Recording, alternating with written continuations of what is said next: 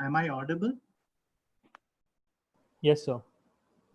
Mohit, I just want to basically, again, you would have seen that the background has changed. So in my apartment and the other block, there are a few people who have tested positive. So I'm unable to move out today. No problem. Hope you're doing well. Come again? Hope you and your family are doing well and are safe. Yeah. We are safe. So I want to test something. I'm going to run a video. You have to tell me if you can see it and hear it. Sure, sir. Stop share. New share. Yes. Okay. Can you see a video, something like an Excel? Yes, sir. Is this audible? So you haven't played it as of yet. Oh, yeah. The mouse is moving, but I'm not hearing anything. Okay. Mm.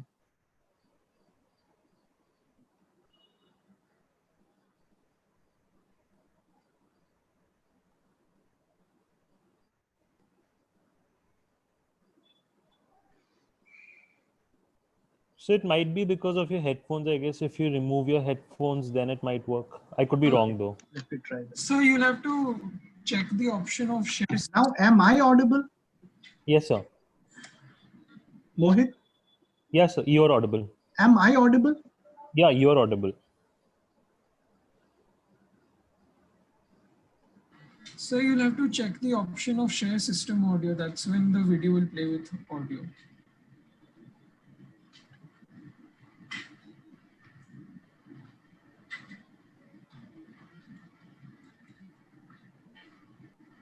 No, so no audio. Okay. If you unshare your screen and share it again, then when the pop-up comes, there's an option to check share system audio. Then it will then play the system's audio.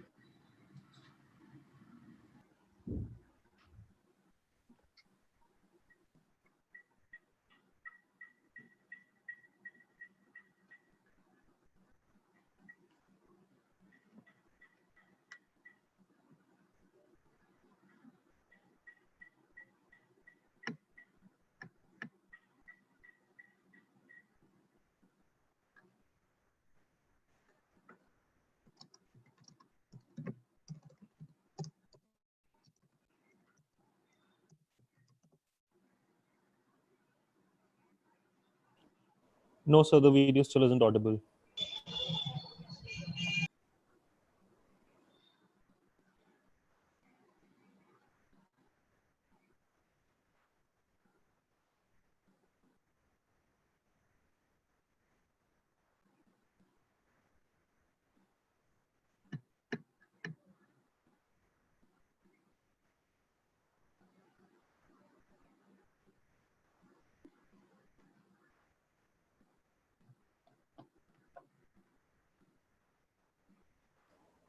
So I think you should read the chat Dhaval has sent. So he's written on how to get it to work.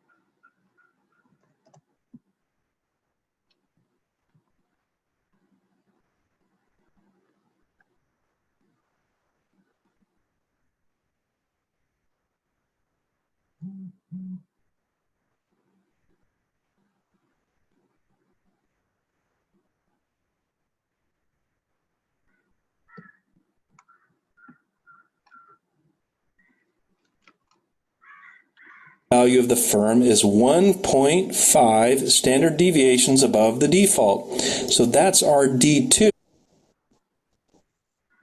So it was audible now.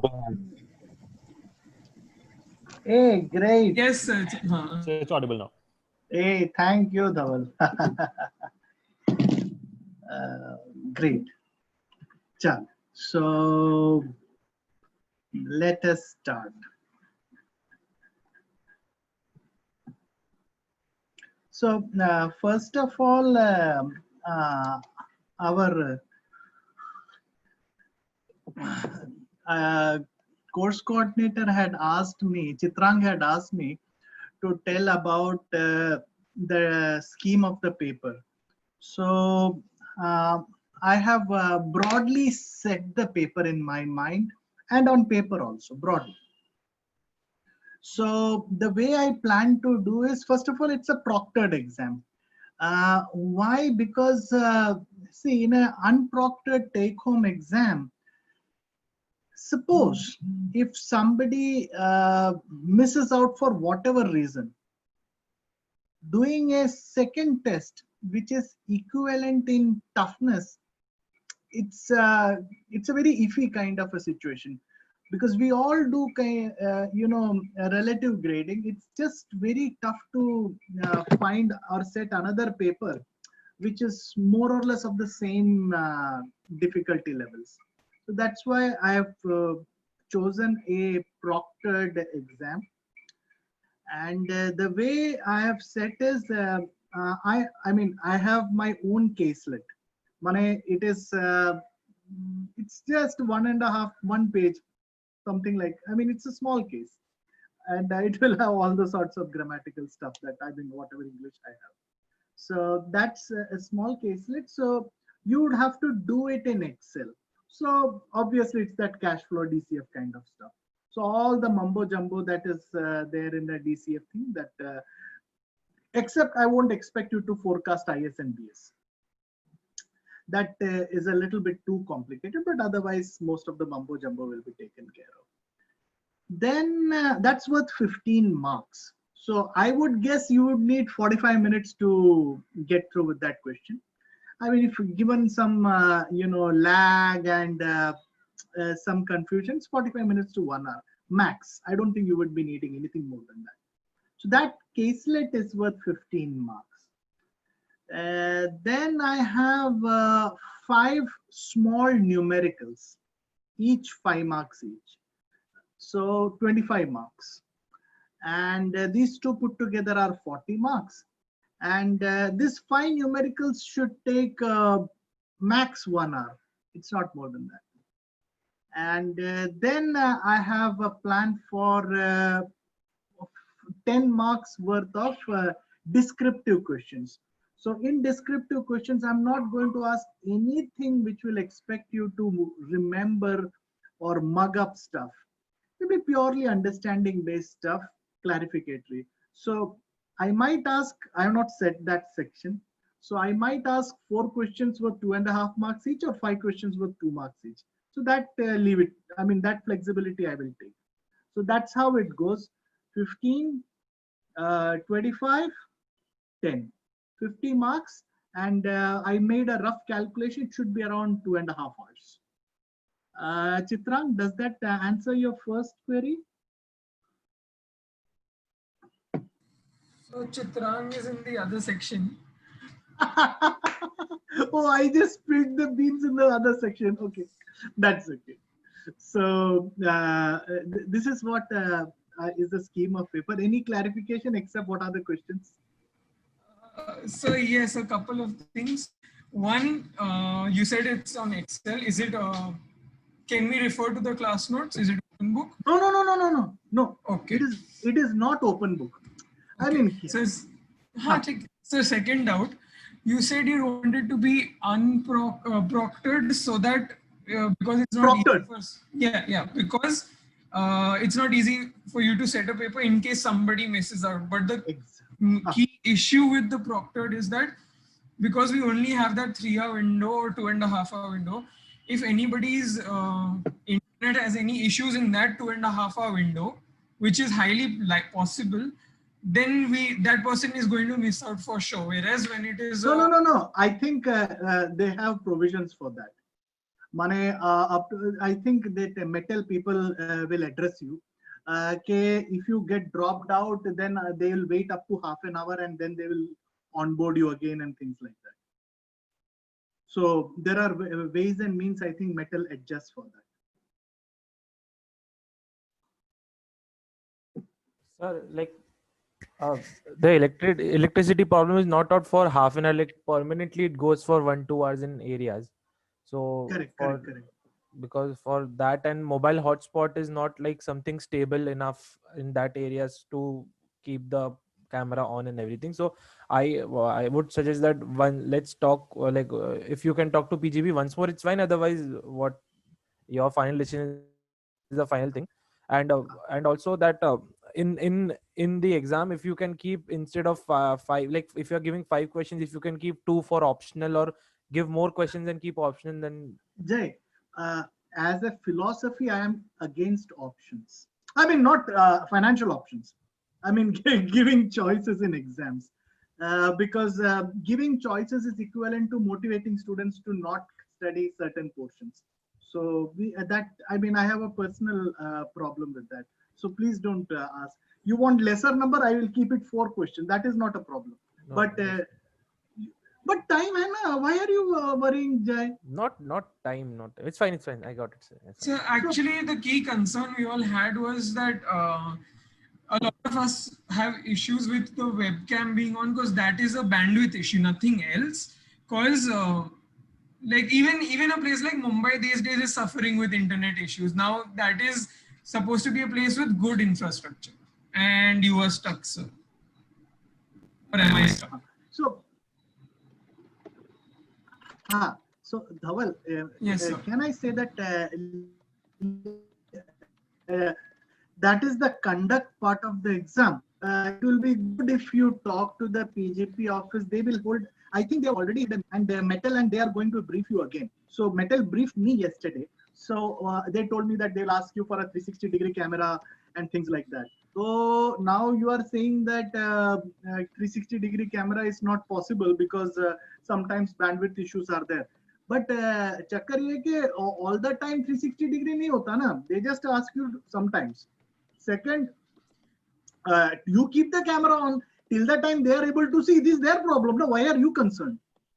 You download that answer sheet and start working. Got the point? Sir, I get your concern. The point is, someone drops out, sir, and he already knows the question that is being asked, and he gets a leeway of 30 minutes to 40 minutes. So I could have like drop out suddenly and get that 30 minutes as a leverage to do the other part as well. So don't you think someone's get a leverage over that? Why don't we do something like a work from home thing with which is a good case study, and a given 5 hours to 6 hours hours could be given for that? Correct. Because sir, Mohit. Mohit, see, as I told you, the problem with the takeaway I personally have is the moment you do a takeaway, suppose by any chance one kid is not able to answer. See, in a takeaway, you give the same amount of time to everybody. That is possible. In this half an hour, that kid is not free for half an hour. Usko phone jayega, public will keep scrutinizing it. Okay, so he's not kind of free. Second, half an hour is the max. So don't you think there are certain challenges then when we see it from a very holistic view? Because right. if someone is fair, I might see that he might be having a genuine concern that the power cut in an internet connection would be there. Then someone would else be taking a certain advantage leverage of the 30-40 minutes as well. So I'm taking more of an academic perspective of it. Ki someone is getting 40 minutes extra than me. So See, it is not 30 minutes is the largest span of time, and I don't think 30 minutes may that person is free. These people, there is somebody who is monitoring, so that's something which is okay. That what I'm saying is, let me read some of this in term as the And also, sir, when we are ha at home, the circumstances that are there at home is very much different than we are at the campus. So we have to do appreciate that factor as well, because correct. parents Who are is this? not, so Mohit only. So I'm Mohit, saying, listen, yes, sir. I am a parent. My child, elder one, is in 6th. She gives exams sitting at home. I But really know what but is the but parent's sir, role. when you get at the age of 25, 26, you have more responsibilities. I don't think my parents are now a bit old. I have more responsibilities when Mohit, I have home. So agreed, Mohit, but that's something you must learn to manage for 3 hours in a day. Come on.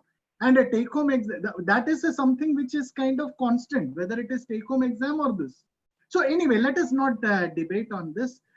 Let's get back to where I just wanted to inform you. And if you have suggestions, I have heard your suggestions. I'll take it forward from here on. Okay. Sir, One more concern. sir, one more thing.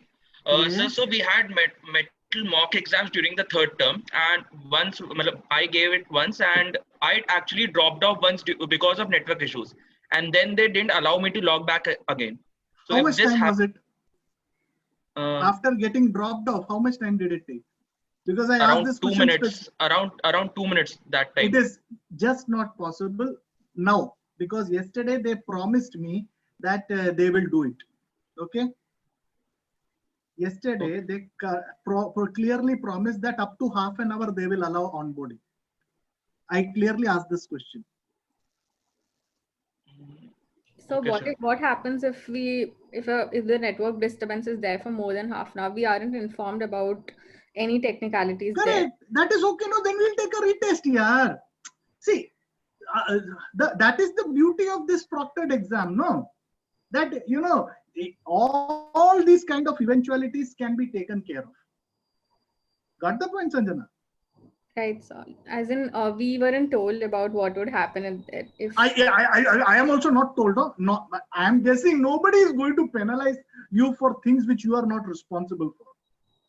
So trust me that I mean I have known Rajesh, which is our PGP chair, for long.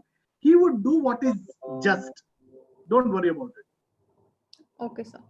So if you get dropped out because of some problem which is beyond your control, don't even worry about it. I mean, I'm sure that they will do a retest. I mean, you must understand that I am talking off the cuff. I have no idea what they're going to do. But given if I am the PGP chair, and if you want me to talk to the PGP chair on this, I will do that. Okay. I would, my experience with Rajesh is, I don't think it will be necessary. You would understand, because the idea is, these are things which can happen anywhere. So,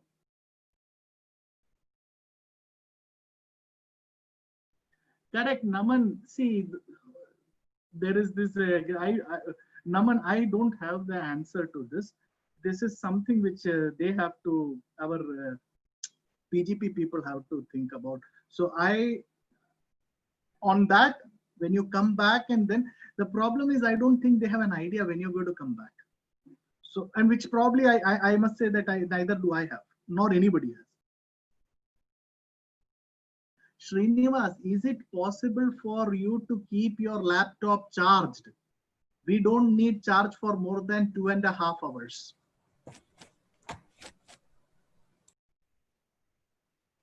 Sir, so just sharing my experience from the last end-term examinations. Okay. Last time there was some road construction going on around my house, and the broadband connectivity took a hit for a week. I had to give all of my exams using just mobile data, which was a fortunate thing since the exams were take home, so they did not require much data connectivity or continuous connectivity. So if proctored exams are there and such an incident happens with anyone, Correct. Who is they, this? Sir Kshitij. Kshitij, that goes back to what Sanjana says, which means these are things which are beyond your control. Hai na? So we will have to work around it by a re-exam. Things will be done. I don't think there will be much of an issue on that. Okay, the PGP office will be fairly, I mean, these are things which are understandable. Right? Friends, let us start. Sir, charge is not Wi-Fi is the bigger issue. Yes, yes, Arinjay. Yes, yes, yes. It allows multiple. That's what I understood. So Metal will address you on all these things. Right? Metal has, I mean, yesterday they said that they will address you in fair bit of detail. Don't worry. These are all anxieties which we have before we give a test on a new platform. Don't worry. There is enough and more caution being taken. And if there is a exigency which is beyond your control, don't worry, we'll handle it. We'll handle it with, that's what I said. If things like Sanjana said or Kshitij said, beyond your control, we'll have a re-exam. I don't, at least I can assure you that if PGP allows, I will definitely vouch for a re-exam. Unless PGP has some strong reasons to not allow. Because these are serious problems. That is why I said that a proctored exam is better. Because anytime any of these things can happen. So the other one, you have a mess. Chalo, let us start. The second thing that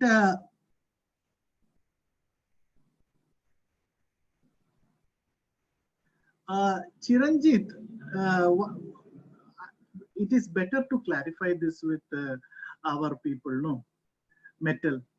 I mean, frankly speaking, it is these are not things which I would be able to answer. Okay.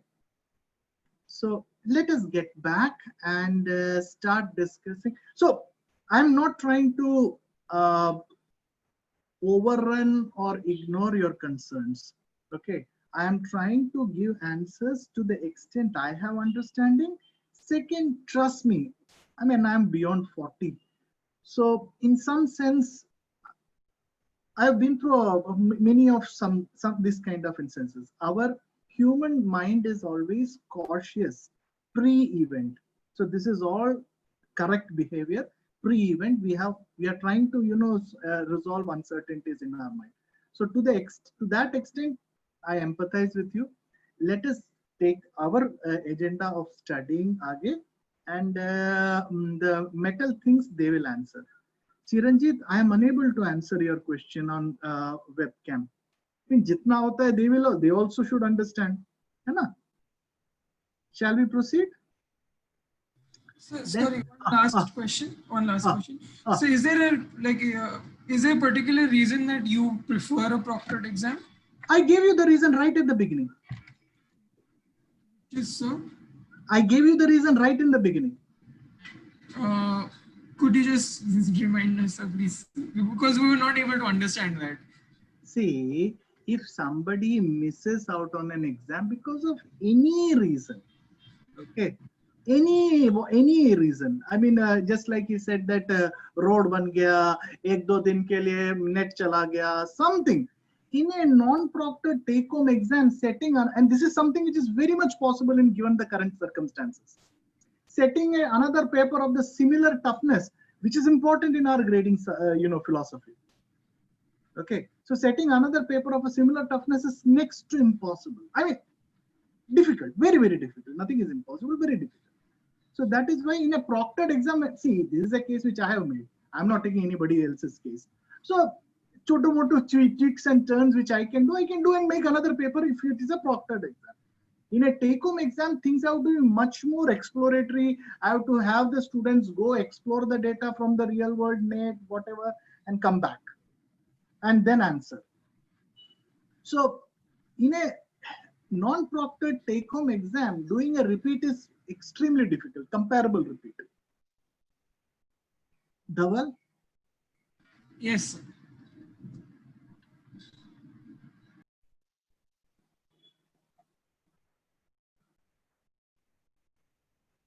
Divij, I think if there was no problem there, this also will not be there. Don't worry. Chalo. Let us get back to where. What was the second point Chiranjit wanted me to tell? There was one more thing he told. One was the exam pattern. Yeah, I mean, correct. This project submission. So I was looking at the exam schedules. So your exams get over, I think, on 17th of November. Okay. So would you be okay before the exams or after the exams? I mean, I know the answer, but still, submission of the project.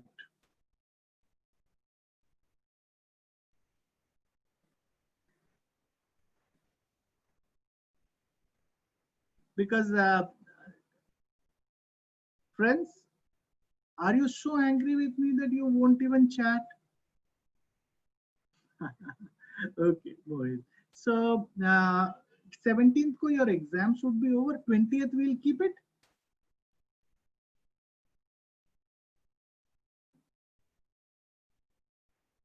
Vaibhav, but don't Arinjay, I think Metal will address you. They are planning a mock, yeah. Arinjay, they are planning a mock. Okay, that's what they told yesterday. So I think the key issue is we have also not been addressed about metal, and you have also not, like, you also just got a primer. We do the mock and all of these questions do come up. Can we address that once we have been briefed by metal, and if the mock has any issues, could we please look at it at that point again? Definitely. Okay. Definitely. Okay. Thank you. So the thing, but I thought metal has already addressed you. That's what they told so me. we have never been addressed by metal. We have never done we did one mock on metal last term, and that was about 15 people doing it. Now, when you have much larger chunk of people using it at the same time, we faced a similar issue for bidding. We had to do a simple process like bidding 3 times because the dummies were done on 50 people. Then there were 400 plus people doing it at the same time. Those scaling issues were never considered. And that is why we are very skeptic about any sort of high-tech solutions coming in, because the scaling issues are never addressed, and it just becomes very messy. And the truth is, PGP 23 has not been briefed about metal even once. That is why we have all these doubts. Nor have all of us ever taken a dummy or mock on metal, which is why we are very skeptical. I have been yesterday. I can vouch for it, and if you ask me to speak before anybody, I will tell that yesterday they said that they're going to conduct a mock and they're going to address you, and they also said that they have addressed before. It is just possible that they have addressed the other batch, first years, because that's maybe they just addressed a small chunk who were doing the mock, who were doing a volunteer. ऐसे थोड़ी होता है. I mean, everybody has. So there we was have to address everybody. About 30 people did a voluntary mock on metal for term 3 to decide what to do for term 3 exams. Okay. Whole batch has not been addressed, and after if these concerns still exist, can we readdress them? That's all. So all I'm saying is arrange for a mock at the earliest. Yes, sir. So utna you people can manage. Send the PGP office and tell that mere ko chahiye. And yes. if that now you being good students, I expect honesty from you. Okay. If that mock has a problem, you can raise it, and I will assure you from my end that I will change the paper even if it is overnight. Okay. Thank you, sir. But overnight is a rhetoric. Okay, don't tell me my exam is on exam is on 5th. Don't tell me on 3rd that you have to change it. So give me. So we understand this concern, and it is our concern as well, which is why we are also trying to push PGP to address these issues as early as possible. That's okay. So I have told you my concern with take-home exams. Yes. Now I need you to see, as of now, whatever you people are telling is from all prior experience. Some people's experience on quizzes, some people's experience on bidding. So why don't you do an exam, mock exam, which is what Metal is planning to? But you say today is 17th, 25 तारीख से पहले give me a feedback. I mean, arrange for a mock demo and an exam. Pura 2.5 hour kind of exam. Don't give some chotu motu kind of half an hour kind of exam. Tell them that you want a full 2.5 hour exam, because it is to test your infrastructure backbone also. Yes. Okay. whatever the issues about this camera, everything has to be, figured out. They have to factor it, whether they are able to proctor and all. If you tell me by 25 or 26, before that, I will change the exam. We'll change the pattern. Okay? Correct. Thank you. But I have already told the PGP office that it's a proctored exam. So 25 तारीख को route it through the PGP. Tell that नहीं होता है. So then let the PGP tell me the moment that, and you also tell me so that I am prepared. So when the PGP tells me, I'll send them another paper. Okay? All right, sir. Yes. But it has to be after the experience. It cannot be before the experience because that's opinionated. Yes, sir. Yesterday also what I could gather from this metal walla's presentation is this metal wallas are also changing. They are also evolving. They don't know probably what is our kind of requirement and all. They believe this is some dental college. So dental college mein whatever chemistry chahiye, the biology chahiye, diagram chahiye, that is what they are asking. So anyway, let us get back. Okay. So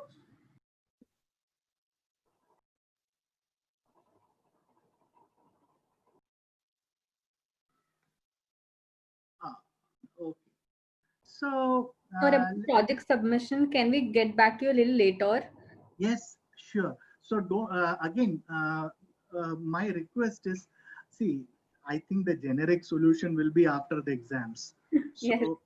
so I don't know why. See, you people are just too democratic. I mean, I feign democracy, but you people are even better at that. So what I would say is go and discuss, but your exams get over on 17th. My plan is to finish all the evaluations by 17th or 18th because my teaching starts by 14th of November. I mean, I get into my next round of teaching. So I want to finish my evaluations. So I will keep that project component remaining. So you have to submit the project and make a presentation because my style is I do a Viva and in the Viva I give individual marks. Okay. It's all written in their course outline, the way I do my projects. I take the projects a bit seriously. So 17th ko your exams are over. 20th is a Sunday, I think. Just 1 minute. I had the calendar in front, but I just missed it. October, November, 20. 22nd is Sunday, so. Correct. 22nd is a Sunday. So you submit on 21st and 22nd. I have a class up to 12 o'clock. 22nd, second half, that is 2 o'clock onwards. Whatever be the time at night, we will finish all the presentations that day. Roughly 20 minutes is what we might take per group. So in one class, there would be 12 groups. So it would be a lot of time. So we'll plan it that way. So that we'll plan with Milu. So she and the course coordinators, you both, you three of you, Chitrang, you and Milu work together and iron out. Okay? Yes. So that is what I have in mind. Now get it through democratically. Okay. Thank you, sir. Okay. So let us start. Oh my God. So I have, you have your schedules, no? So if you thought that we are about to finish, that is not the case. I mean, I kind of am fond of you people. So, yeah. Okay. Since it, yes, here it is. So in your original schedule, 20th we finished, correct? But I'm sure you know that we have classes after that also. On 23rd, I think we have a class. Then, so the PGP office will let you know. Okay. So yeah. So today is 17th. We have a class on 20th.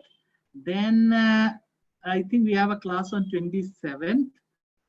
Then I think on 3rd or so.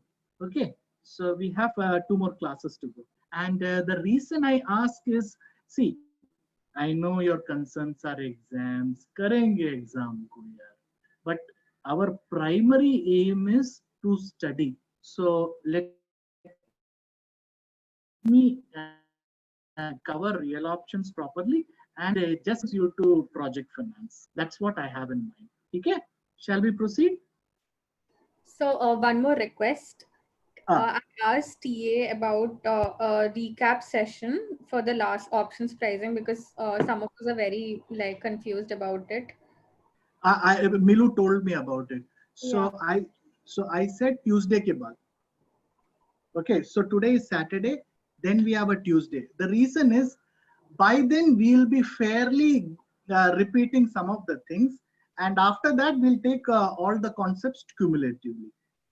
Okay, sir. Okay, so Yes. after Tuesday we'll fix up a time for that. And tomorrow, please, we have a session by Love Sharma. So as much, it's voluntary, I understand, but as much as possible, attend it because I mean, he's one of my really, really good students. Okay, and I'm sure that he will give a lot of meaning to what you want. Okay, and after that session, you do let me know if you want one more session. Okay, I can ask another of my good student to get back on to deliver something interesting. So shall we start?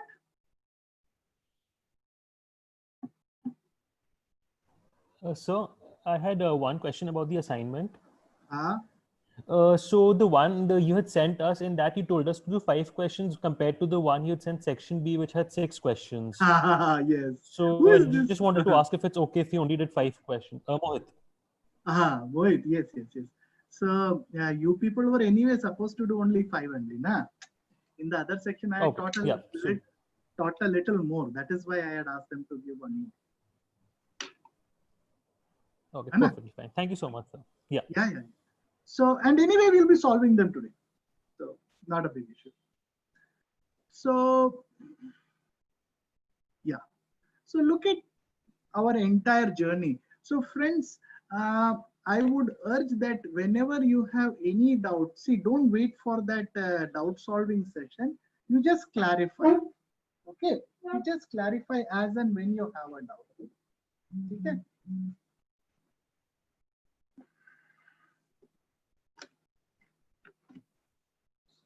So we started our journey with replicating portfolio.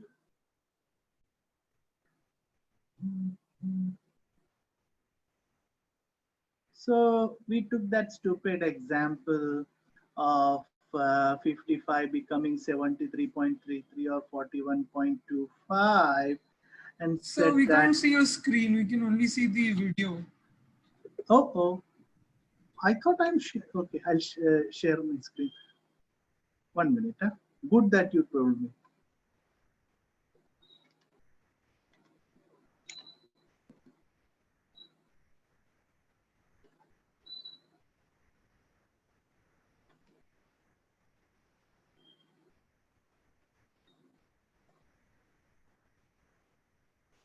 Now, can you see the screen? Yes, sir. Yes, sir. Yeah. So we said that the strike price is 55. The spot is also 55. And, the time is 6 months and the risk-free rate is 2%. Okay. So we said that there is one point in time where we know the value of the option, which is here. You know? So we said now we can actually replicate the movement of the option using the underlying.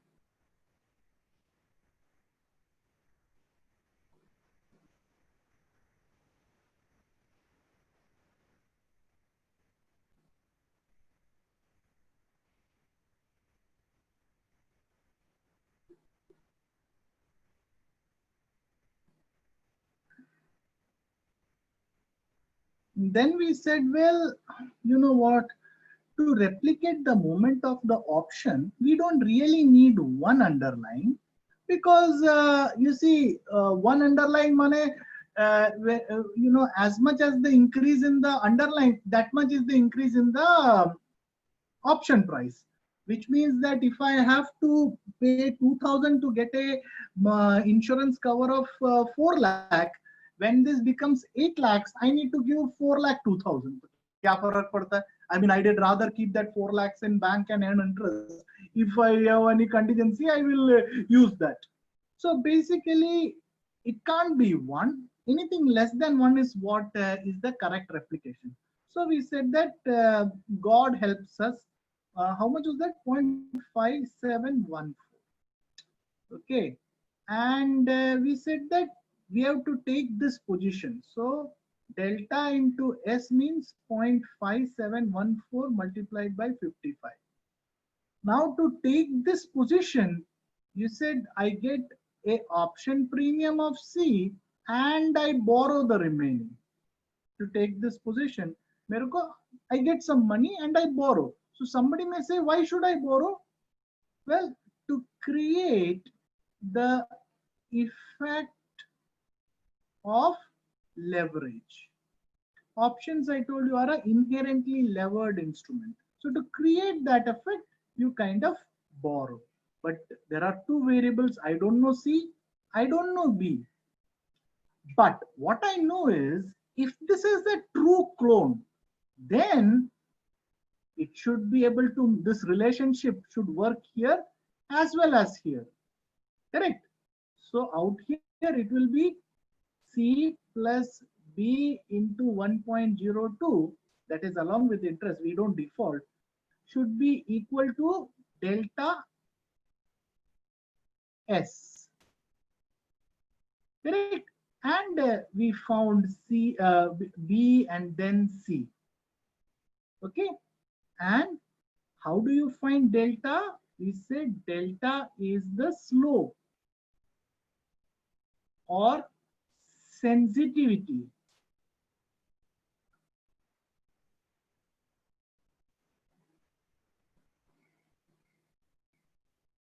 of C to S. So it can be dC by ds or dou C by dou S. In discrete time, it is Cu minus Cd by Su minus Sd. Is this clear to all of you? Anybody has any doubt on this?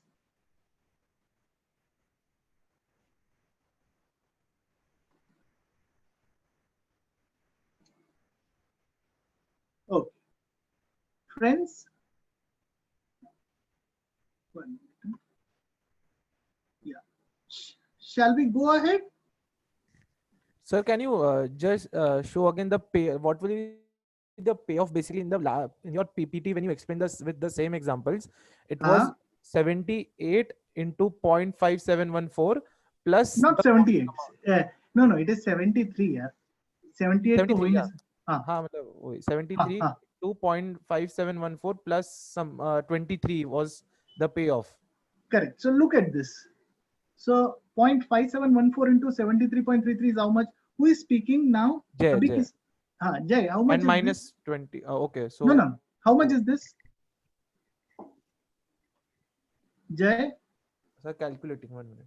Oh.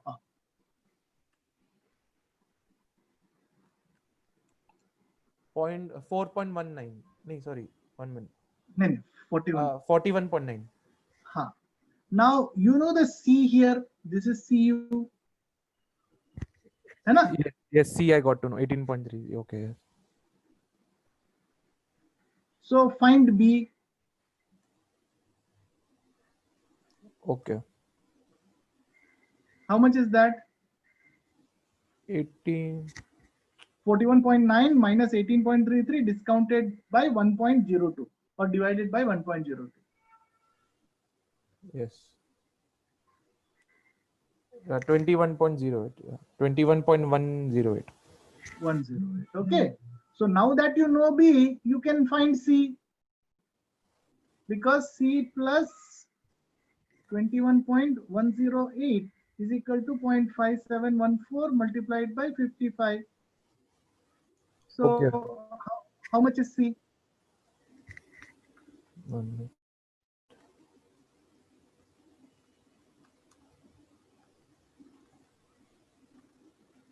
जल्दी बोलो Jay.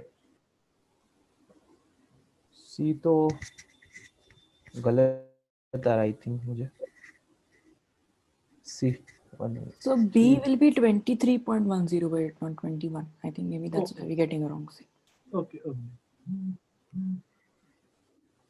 So 2.74 minus 23. So 8.319 for the 8.319, yes, yes. okay. So now to verify, Jay, why don't you यहाँ पे you know the CD is 0. Yes. CD plus 23.108 multiplied by 1.02 should be equal to how much? ये देखो आप. हाँ.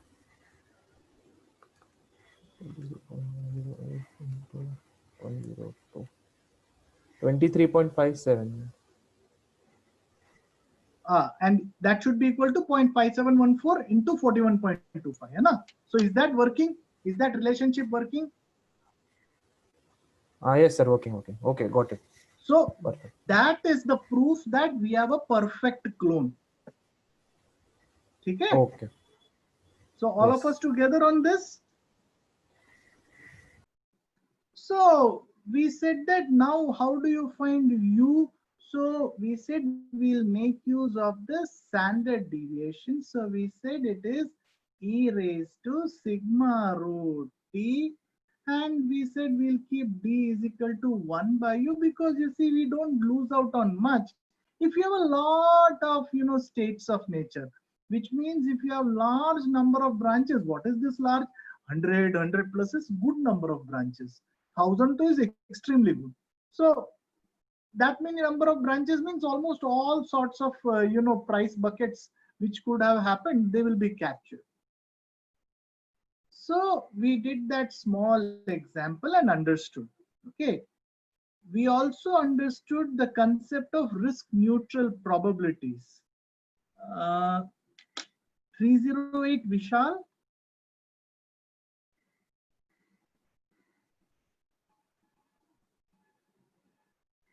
198 Ayushi.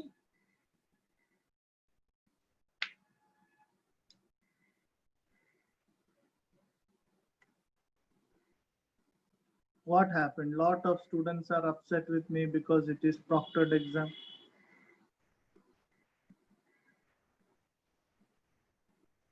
Sakshi. Yes, sir. What is risk neutral valuation?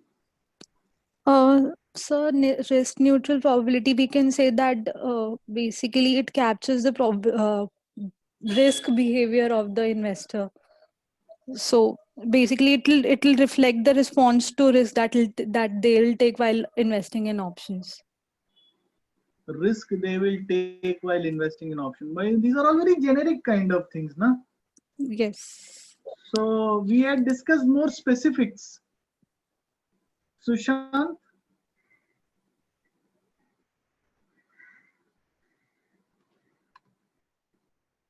Chirag. Chirag Gupta. Yes, sir. So give me a specific response to what is a risk neutral probability. I mean, what is so neutral in risk neutral probability? Sir, I'm not very sure, but I think the risk of going up or down, I think it would be like our investor is risk neutral about it. I'm not very sure. Naman, that is risk averse. Correct. The level of whatever be the return, he is Babaji. It really doesn't matter to him. Correct. So what I said in the previous classes, it is the same risk averse investor. You don't have risk neutral investors in this world. They are only in Himalayas. So in a risk averse person, what we are doing is we are trying to capture the probability which makes him behave as if he is risk neutral. So the word as if is a very important word. Okay. Yes. So we had kept that as Q. So we said Q is equal to e raised to RT minus D by U minus D. All of you remember this?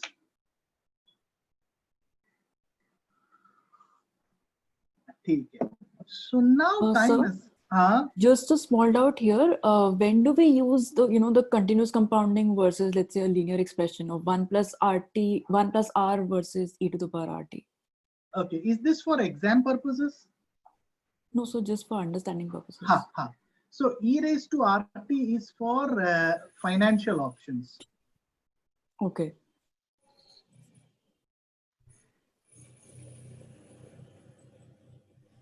Compounding is important for financial options. For real options, discrete compounding is good. We use e raised to RT in this chapter because B&M, Braley and Mears, uses examples of financial options to illustrate valuation of options. Okay? Okay. Shall we proceed? Yes, sir. Thank you. And last class, we started with Black-Scholes. So we said that in a Black-Scholes, the spot returns are assumed to follow a geometric Brownian motion, which means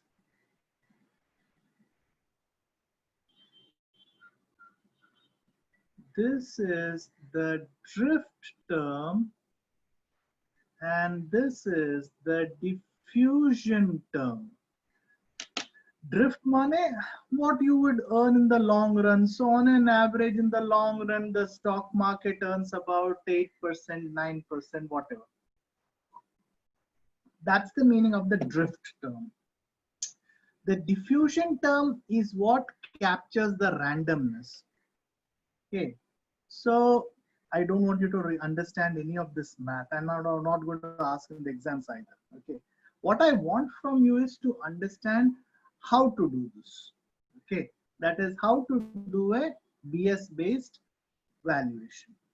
Okay, so what he says is my call value is equal to the spot multiplied by the delta minus the present value of strike multiplied by the probability of exercise. Okay, so what is this delta in some sense? Okay, what is the delta? It is in some sense, it is a pre-debt servicing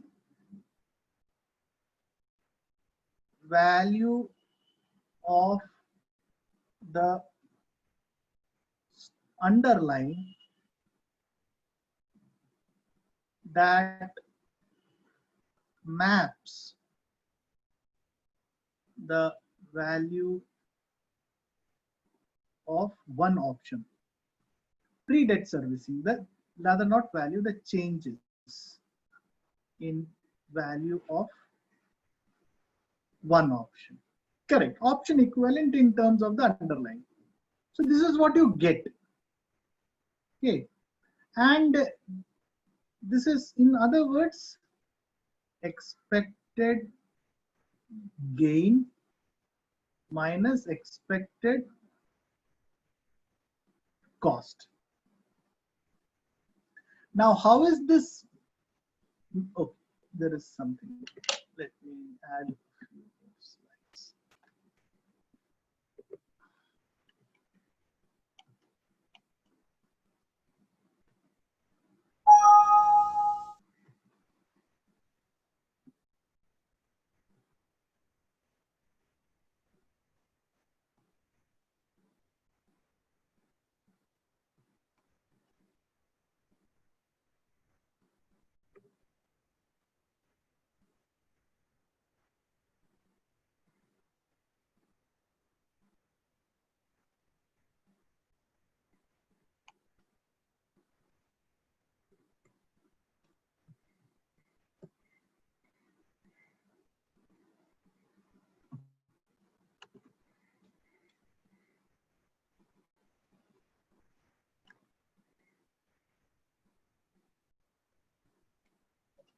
Okay, so the way it goes is,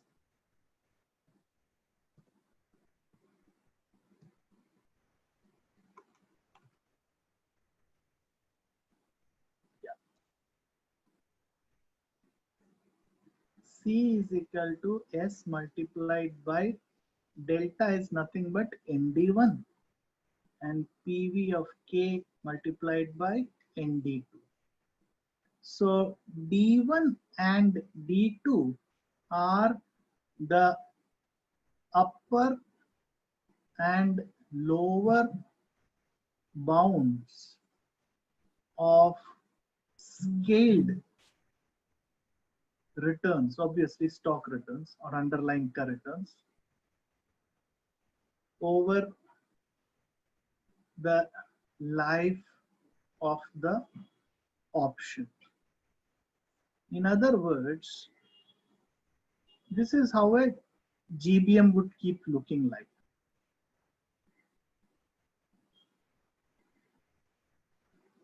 So this kind of becomes your upper bound, this kind of becomes your lower bound. To put it in terms of a normal curve,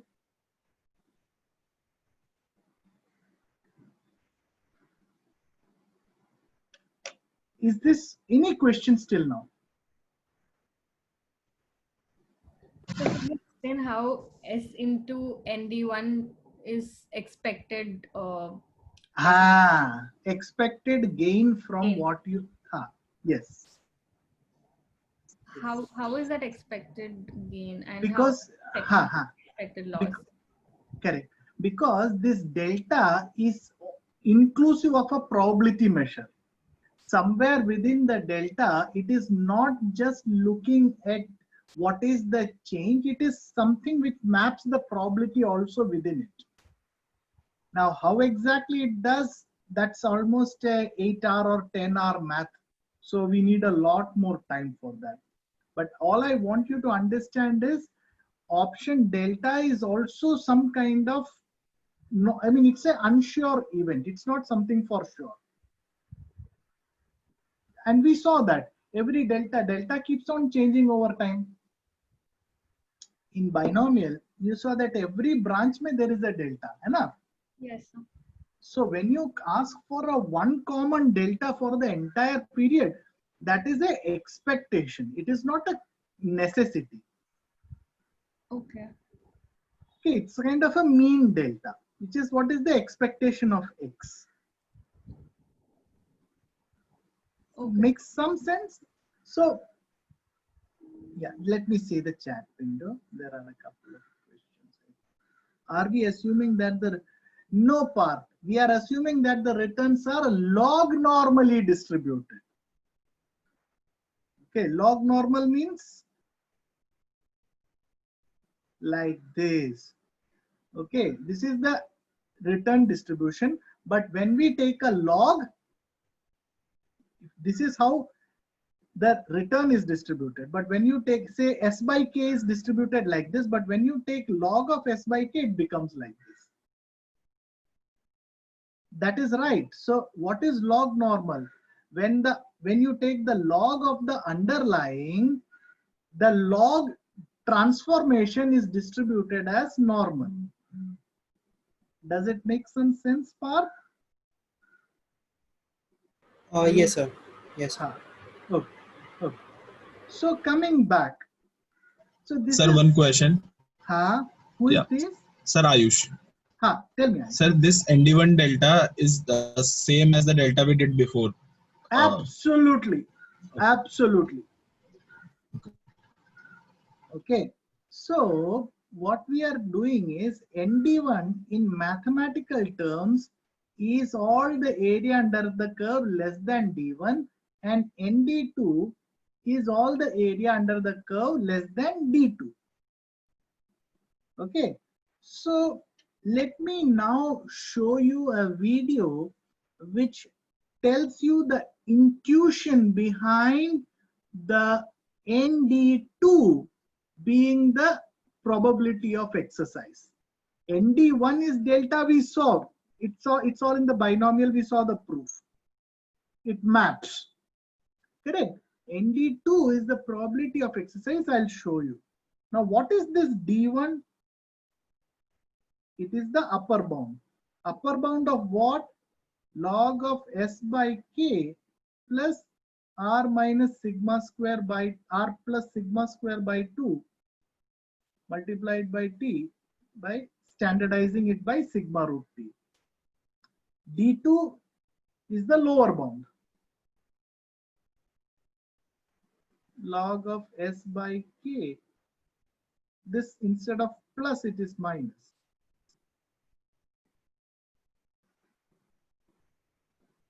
So this D1 and D2 comes out in the actual math as a solution to a partial differential equation. So there's something called a Feynman-Kac solution. If you people are interested, you can Google, or we can take this discussion offline. So a Feynman-Kac solution is what gives you D1 and D2. Now, what I want you to listen to is, listen to this particular video, and then we'll take our discussion forward. I will first explain the video, and thereafter we'll look at it. We'll open it up to questions.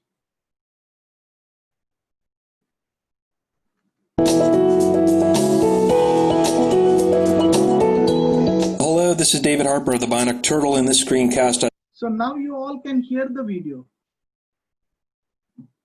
Yes, sir. Yes, sure. Okay.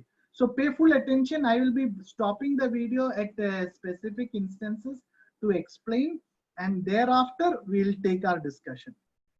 I'd like to illustrate the importance of N of D2 in the Black-Scholes-Merton option pricing model. This topic has come up this week in the forum, and I consider this useful and maybe even important to my FRM candidate customers.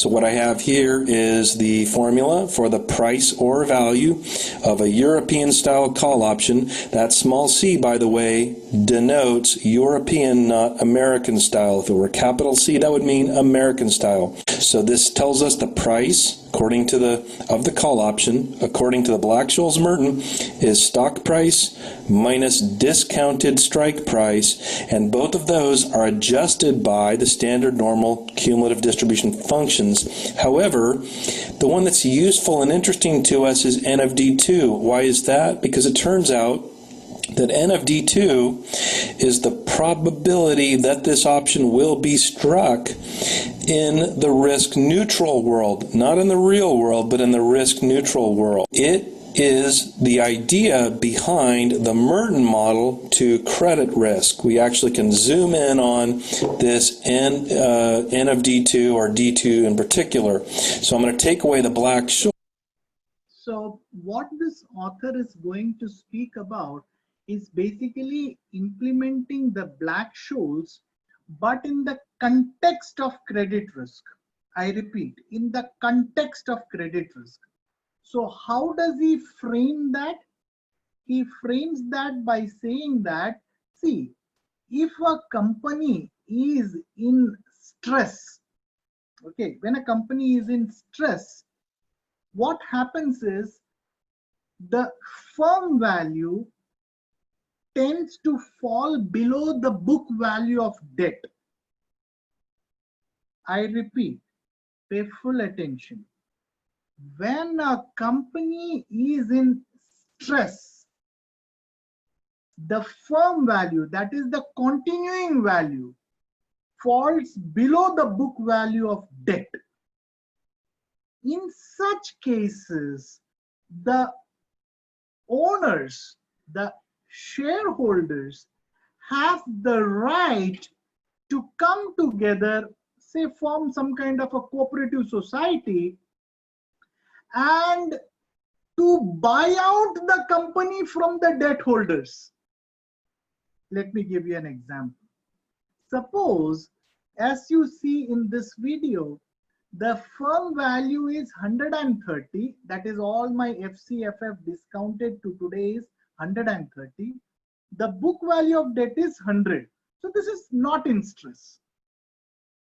Now, if there is a if, if there is a situation that the firm value becomes 90 rupees, then our promoters as well as owners, which means shareholders, they can come together and buy out, pay 90 rupees and buy out the company. If I may use a Hindi market analogy, raste ka mal saste mein. You have just bought out something dirt cheap. And if you thought that this, whatever I am teaching, whatever I am saying is bookish, just look at what is happening in the cases under insolvency and bankruptcy code in India, obviously. Under IBC, what is happening today is that companies which are in stress, tremendous amount of stress, who is bailing them out? Who is paying back some portion of the debt? Owners. Okay, so you may have your own questions. So SR Steel, the owner said, "Arey chalega, chalega. Now we will participate. We will, bail out." Mane 100 rupees ka debt. Abhi apna value, firm value is only 40 rupees. No, so we'll pay you 40 rupees and buy out all the assets. This is what is going on under IBC. Let me see the chat window.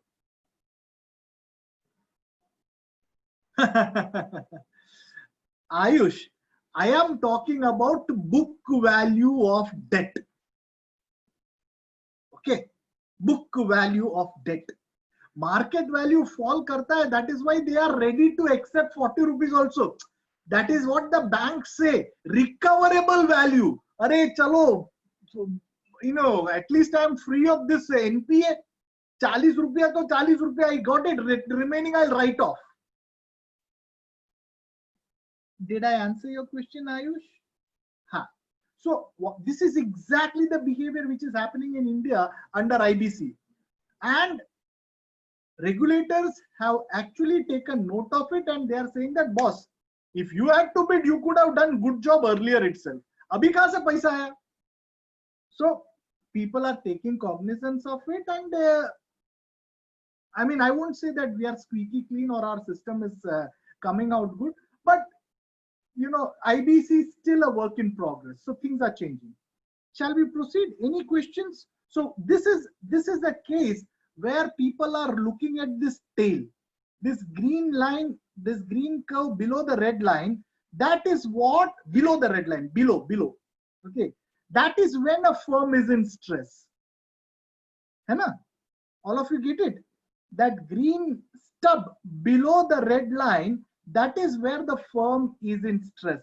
So essentially, what KMV model of credit risk does is, this is what money, when this stub ka probability is what is your credit risk, is your probability of default. Take a couple of minutes, think hard and ask questions. After clarifying questions, we'll again follow this video.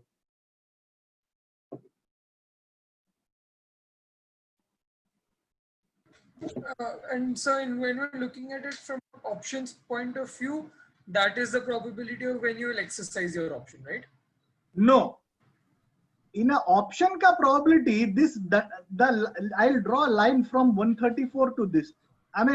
Anything above this is when you will exercise. This is a call option, hai na? So right. In a call option, when will you exercise? When the S is more than K. Right.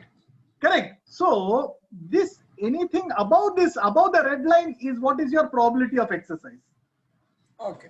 In an option thing. But in this particular thing where you are trying to look at the default probability, it is the other way around. You will exercise when you have stress. Correct. I repeat, friends, this is an amazing analogy, okay, and extremely important that we understand this. What Dhaval and I discussed is, Dhaval said, isn't this the probability of exercise, this stub below the red line? I said, you are right if we are looking at stress. if we are looking at behavior of equity holders under stress. I repeat, when we are looking at behavior of stock investors, when a company is in stress, this stub is the probability of exercise, because you would exercise when the times are horrible and bad and you are able to get assets for dirt cheap. That's when you will exercise. However, in regular call options, the iron story, copper story that we have discussed all throughout, when will you exercise? You will exercise when the spot is more than the exercise, more than the strike.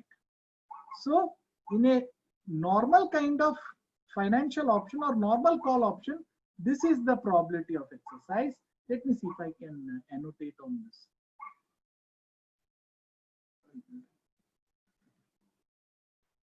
Okay, in a normal kind of situation, this is what is the probability of exercise. But in our kind of situation, let me see if I can change the color.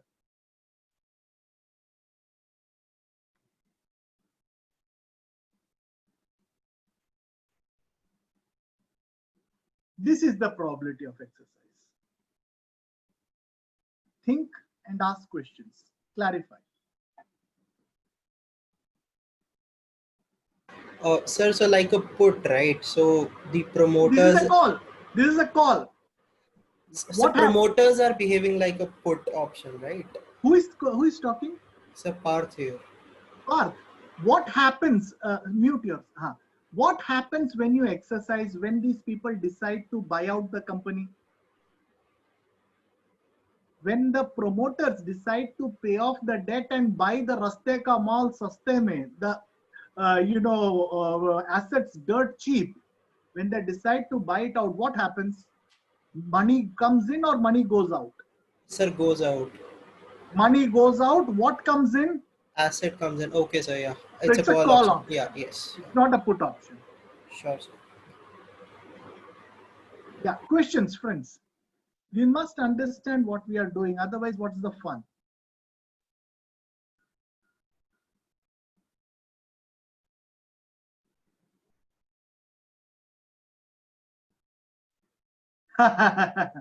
Dhaval, the incentive is heavily skewed in favor of equity investors, which is why under IBC people have become very, very cautious. I mean, the Ruyas, I mean, paisa tha to why didn't you invest earlier? Abhi all of a sudden you have money. When your company was under doldrums, tabhi you said, oh, I don't have money. So, yeah. Ethics, or places where regulation really fails us. Shall we start then? Shall we continue?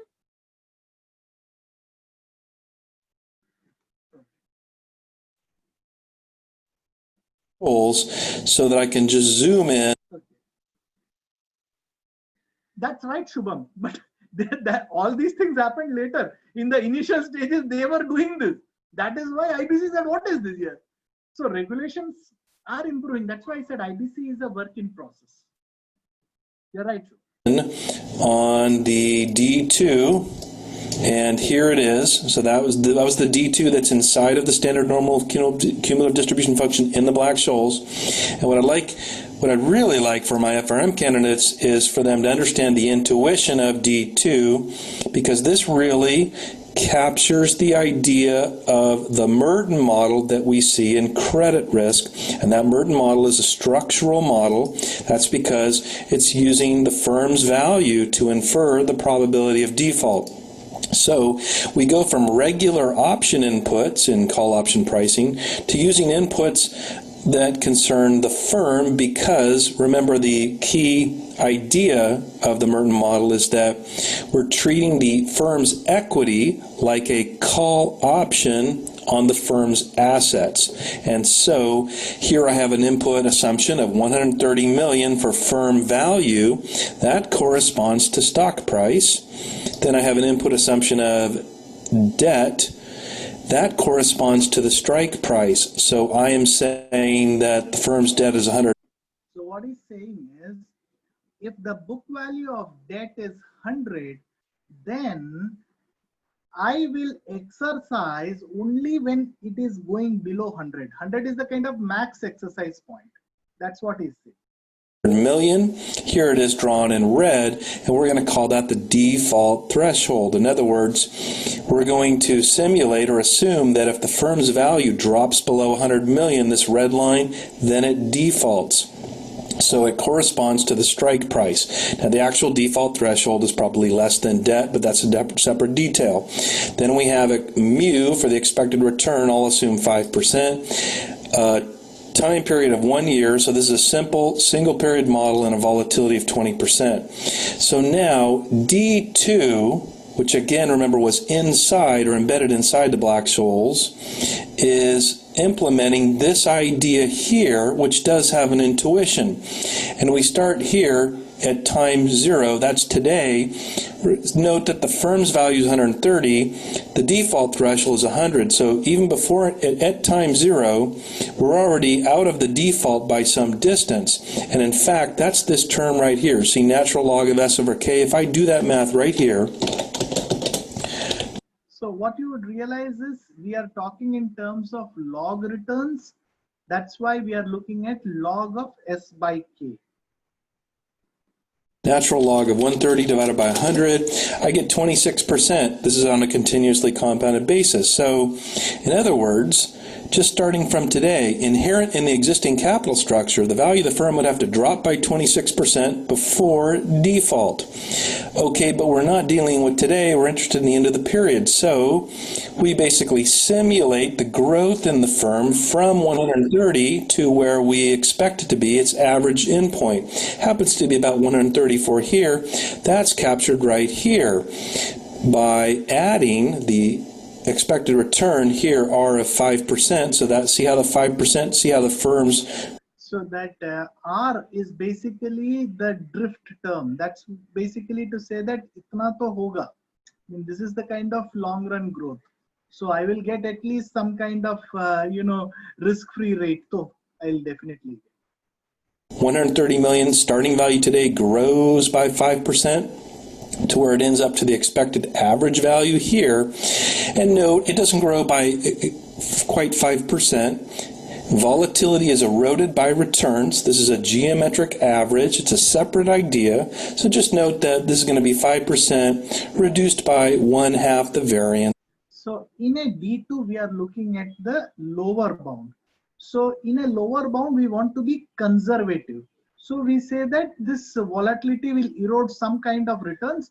So we are removing the volatility part. If you people understand, you want to link it to math, the math is, see, between arithmetic mean and geometric mean, which is the larger figure?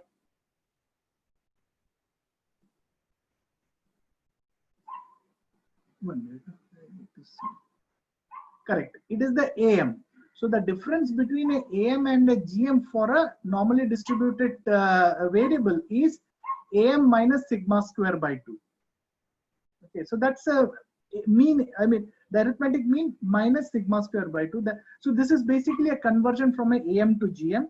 If you want to look at it from math, if you want to look at it from the intuition viewpoint, we are looking at D2. D2 is the lower bound of the returns. So we are looking at a conservative estimate. So that is why you are removing the risk. You are looking at the lower bound.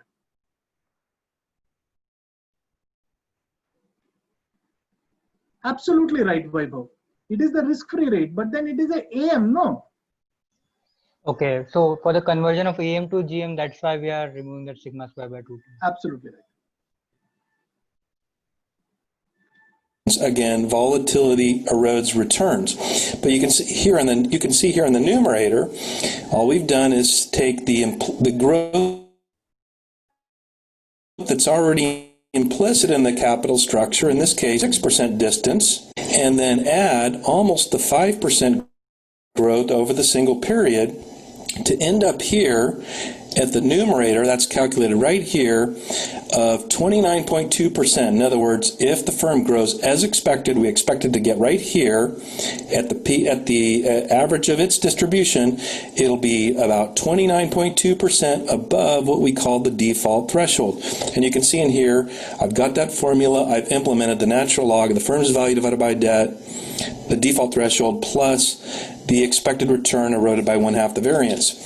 Now, 29.2% above default, we need to standardize that because that is meaning that is saying is there has to be a fall of 29.2% for this firm value to be attractive to the deviant interests of the equity shareholders, to the selfish interests of the equity shareholders. For the equity shareholders to come together, form a cooperative society kind of a situation and buy out. Okay. If the equity shareholders must think of exercising their call on the entire company's assets, this must fall and cross 100. That's what is the meaning. Okay, fall by 29.2%.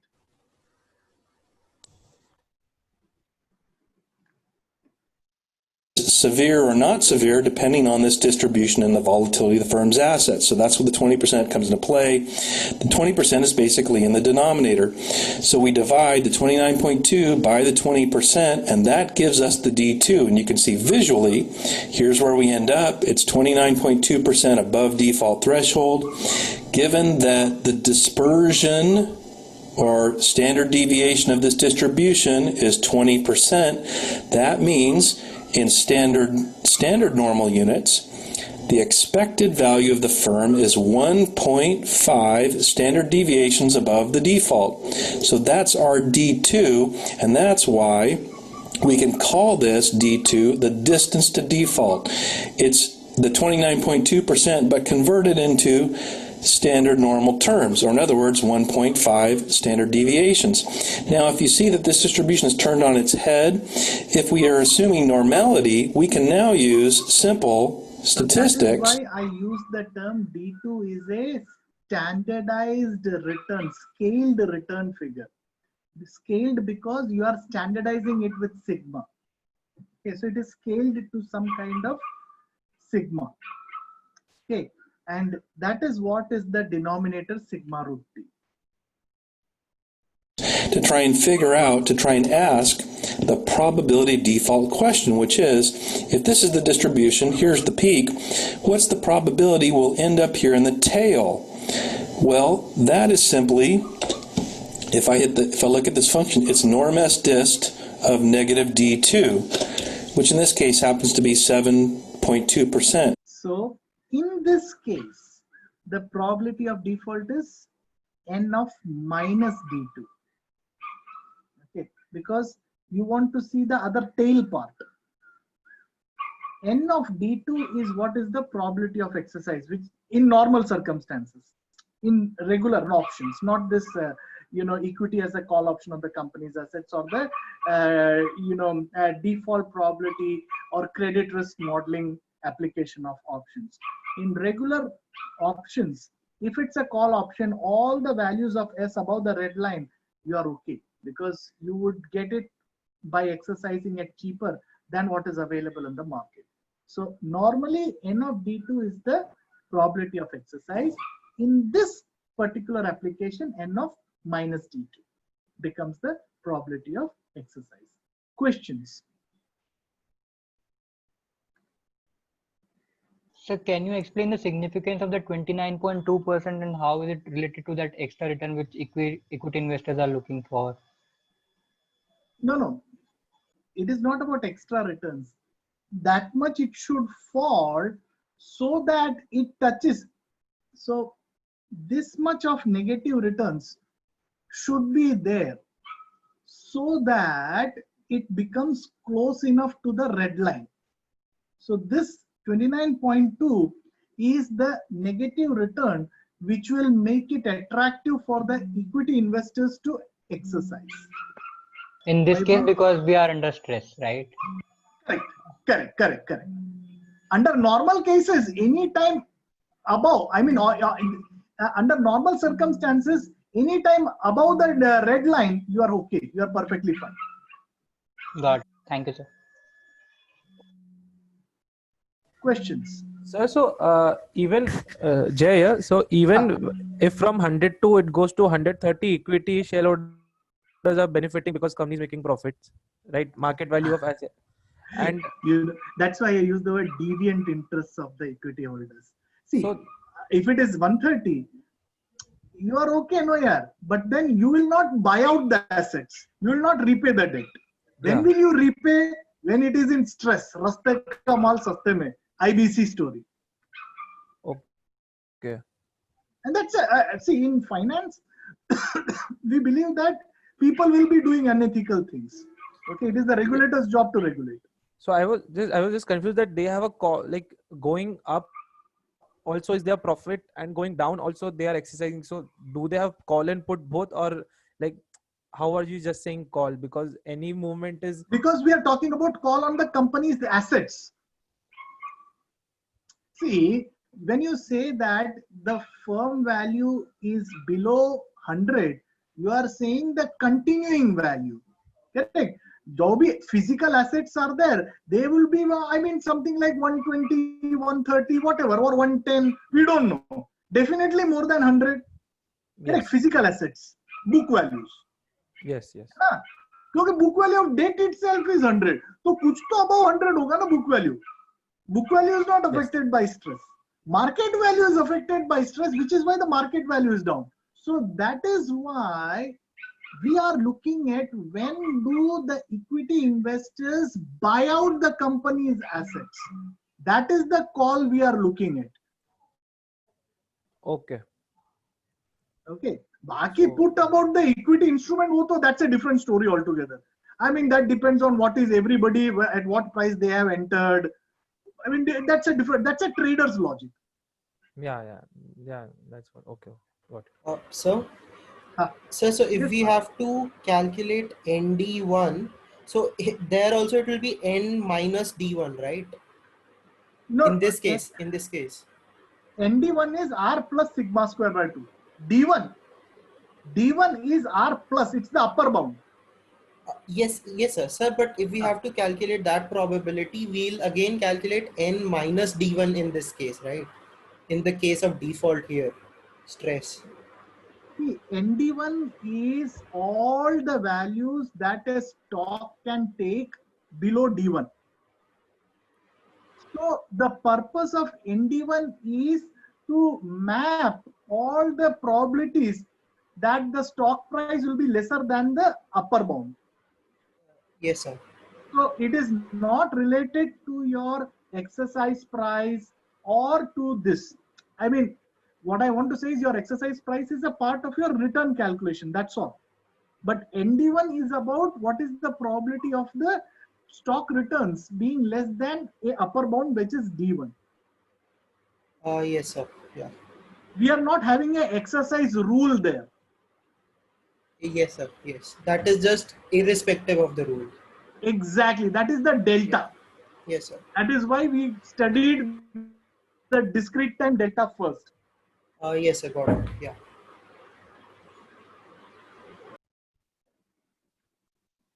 Okay, let us proceed. But that's just a lookup table on the normal distribution where our z value is 1.5. In other words, if this is a distribution, then this tail right here below the threshold is 7% of the total. So there's a 7% probability, 7.2% probability that will end up in the tail. In other words, that this firm will default. So that's why D2 gives us the distance to default. And N of D2, the standard normal distribution, gives us the probability of default in this case. A normal N of D2 gives you the probability of exercise. So shall I stop this video? And as usual, we'll share it with you. Any questions? We have just, let me summarize this and then we'll take a break. Okay.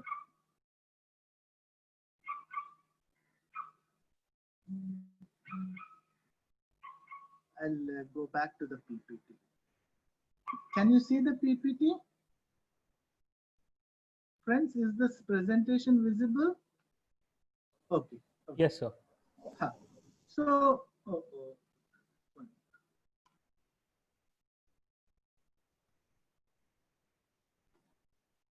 so we said there is a upper bound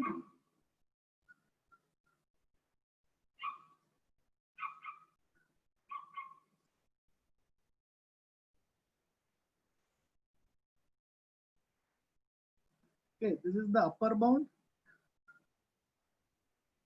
This is the lower bound of scaled stock returns. Okay, so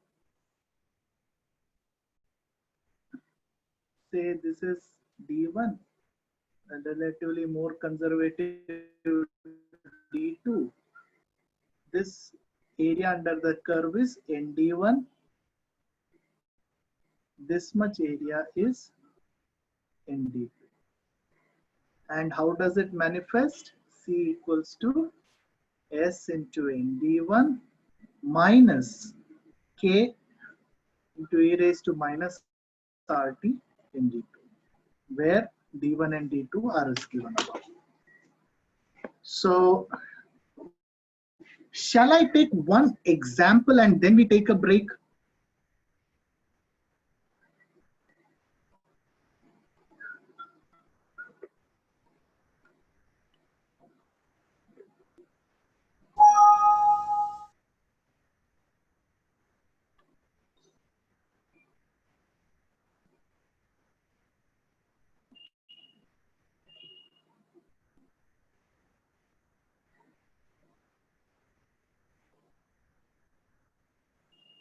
I know you're not seeing a screen. I'm just loading another PPT and then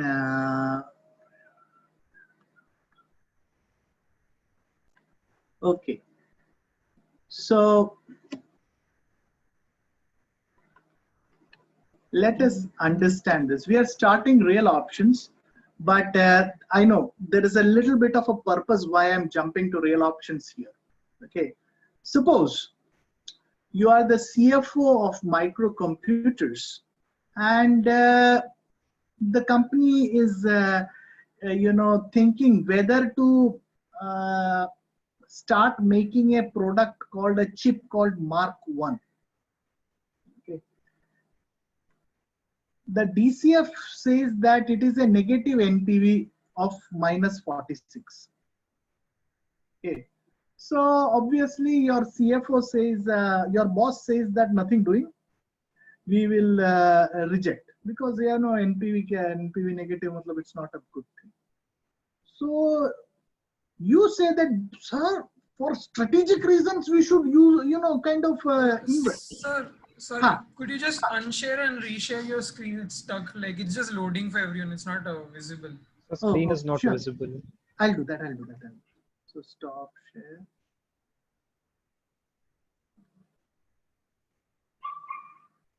Now? Yes, it's visible. Yes, it's visible. One minute, let me keep the chat. I think because some of you did chat and I couldn't see. Now I am.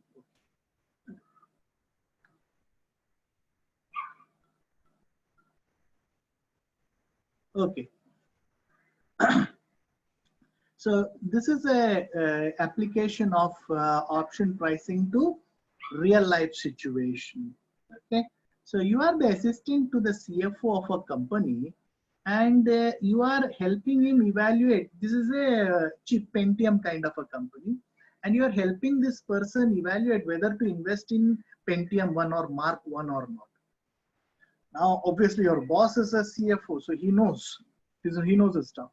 So he says, see, buddy, this is minus 46 NPV. So, mere hisab se to we should not invest. This is a bad project. Now, using all your B school vocabulary, you say, sir, for strategic reasons, you must invest. You know what your boss is going to say. To hell with your strategy, you tell me what's the value of investing. So, you know what?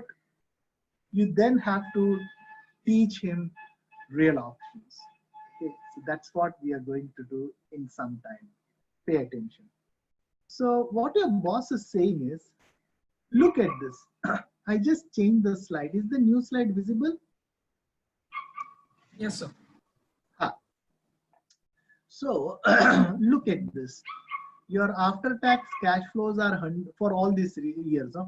You invest time zero is a 1982, 83, 84, 85, 86, and 87. Huh? So 100, 159, 295, and so on. And then you look at your capex, delta, NWC, etc. And these are your cash flows. Your hurdle rate is 20%, and you find it's negative 46. That is your NPV is negative 46. So you tell that boss, we should also look at the possibility of Mark II. So your boss says, "Dekha yaar wo bhi." I mean, you think I've become the CFO without doing all these things? He says, "See, if we have to make Pentium 2, we have to get the feedback of users. What are the bugs? What are the alternative features and services they are looking at? Fix them up, and then come up with Pentium 2 or Mark II." So he says, normally this whole process takes 3 years. Feedback, development, testing, release. He says, 3 साल तो लग ही जाएंगे. So he says the decision to invest in Mark II is after 3 years. He says, normally in my experience, CFO has a lot of experience. So he says, my experience is that this next grade wala manufacturing facility, that is the facilities needed to manufacture Mark II, the investment would be almost double. He says, I mean, so many years of wisdom, trust me, he says, it's almost double. So which means you invest 450 for Mark I. So after 3 years, money in 85, at the end of 1985, you'll have to invest 900. That's what is the meaning. Correct? And you'll have enhanced cash flows, blah, blah, blah, blah, blah, blah. So your boss tells, wo bhi dekh liya. He says, see, I have put 900 rupees as my investment at the end of the year 85, and I have calculated forecasted the cash flows for the next 5 years. Okay? He says, if I have to evaluate Mark II per se, that is also negative NPV. So, do you have some strategy? That's a question to all of you. So, your Mark I is negative NPV, Mark II is also negative NPV. So, is your boss right? That's a question to you folks. Should you just accept what your boss says? Chhod do, kya karna hai?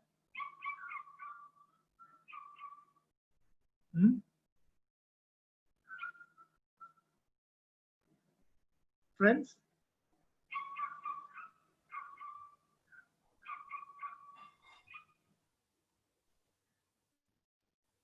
No. Okay.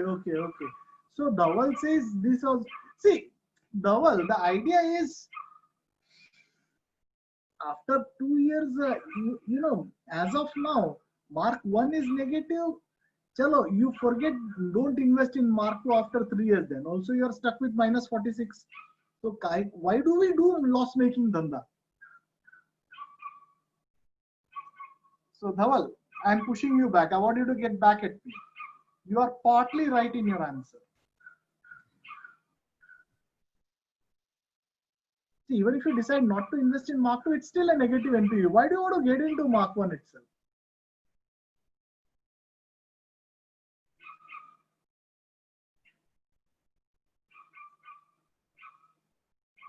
So if we don't get into Mark What do we do with the facility of Mark 1, or is there anything which can be done to minus 46? That evaluation is already there. I like that. So Parth has some answers. Parth says, boss, the big assumption in these two slides, the previous slide for minus 46 and the current slide for minus 93. What Parth says is, look at this. All this is done at time t equal to 0, which is which year? 1985 for 82. 82. Absolutely right. 82. This entire analysis is at 82. What our Parth is saying is, this whole story of between 82 and 85, things may improve, blah, blah, blah, blue, blue, blue, nothing is captured. So he says, DCF, the way we have done it, doesn't really measure flexibility. What is the flexibility that we have? To invest in Mark 2 or not? As Dhaval, correct. Who is this? Ajinkya? Jay. Jay. See, as Jay and our Dhaval said, that's the flexibility. You know, nobody is going to put a gun on your head and say, chalo, abhi invest karo. You have the choice. So now you can think whether to invest or not. Correct? You can think whether to invest. So you have a choice of investing in market. That's the flexibility. So what you're trying to say is, after, say, we invest in Mark 1, then whether we invest in Mark 2 or not, it may yield other results, basically. It is a choice that you have. See, in DCF, as our Dhaval said, DCF is almost like somebody puts a gun on your head. Minus 46, minus 93. No. That's what DCF does. Chalo, you try to build an option into DCF. Still, the problem is your information is only up to 1982. Mane, even if you say that, chalo, if it is minus 93, I will not invest in Mark 2. If you build that choice, see, you will say, ye to minus 46 hai, why will I actually go and invest? What is missing in DCF is the information, the value created due to the information and experience between 82 and 85.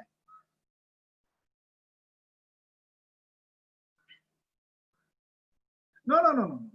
But sir, Dhaval, wait. Welcome to Dhaval. All the entry has to be today only. Okay. But you know, if it is negative in 85, it is not going to be positive today. Right. So for our purpose, this is good enough. Yeah. Who was? Somebody was asking something. Yes, sir. I was asking. So, but as you're saying, Chirag, sir. So the investment in 85 and the cash flows accruing to that, won't that be captured in the after-tax operating cash flows post 86, 87 in this case? On this slide? You know, don't burn your head. Everything is captured. This is it. Okay.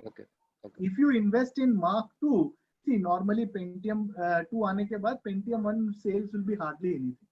So assume this is taking care of everything. Let's not break our heads on that. Are we together? So, Sir, not really. I mean, what are we going to show him as being the benefit of this option? Let us see. We'll reason it out together. So what is the DC multiple? Correct. So Parth, we'll come to you give this suggestion after we discuss real options. Okay. So what we can do is first answer this question. What is the option?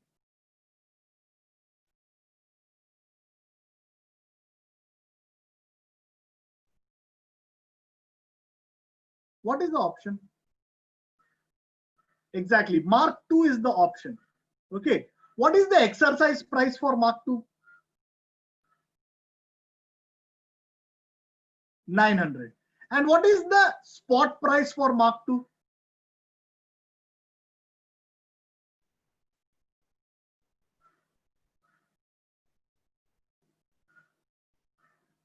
I like that. Mohit is right. No, Mohit is right. See, spot price is today.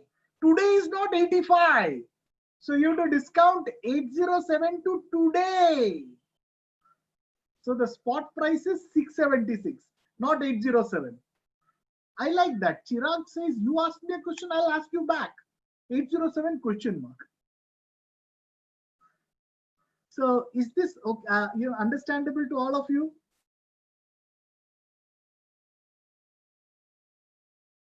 Any clarification or question? Very important step. Huh? So first thing we answered is spot price. That is the price today is 676. Okay. Exercise price is 900. We know all the option is Mark 2. So Mark 2 ka spot money, the value of the underlying is DCF.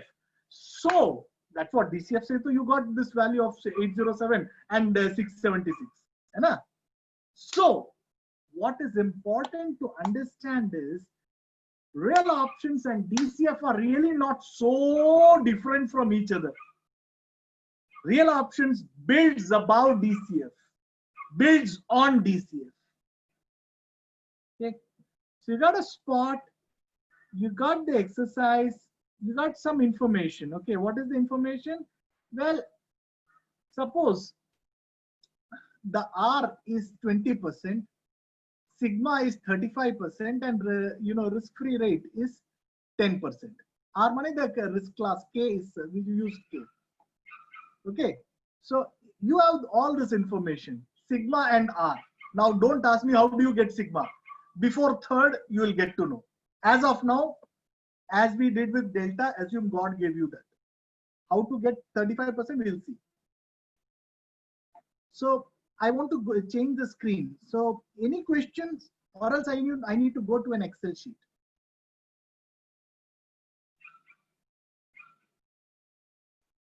Friends, shall I move to their Excel sheet?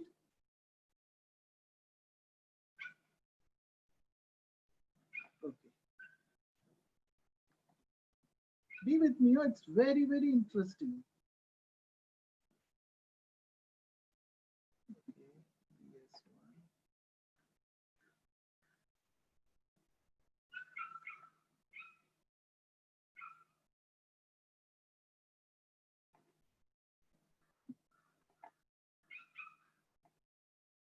Can you see an Excel sheet? Yes, sir. Okay, 1 minute. Yeah. So let me change the spot price. The spot price is this much.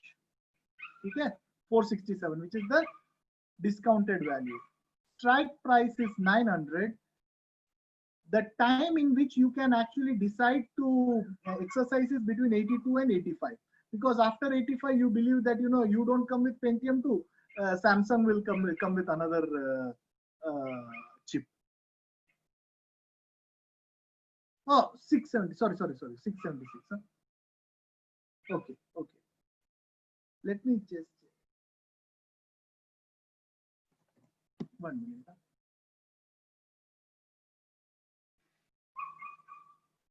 $800 discounted at what was that? 800 or something. I'll go and check and come back.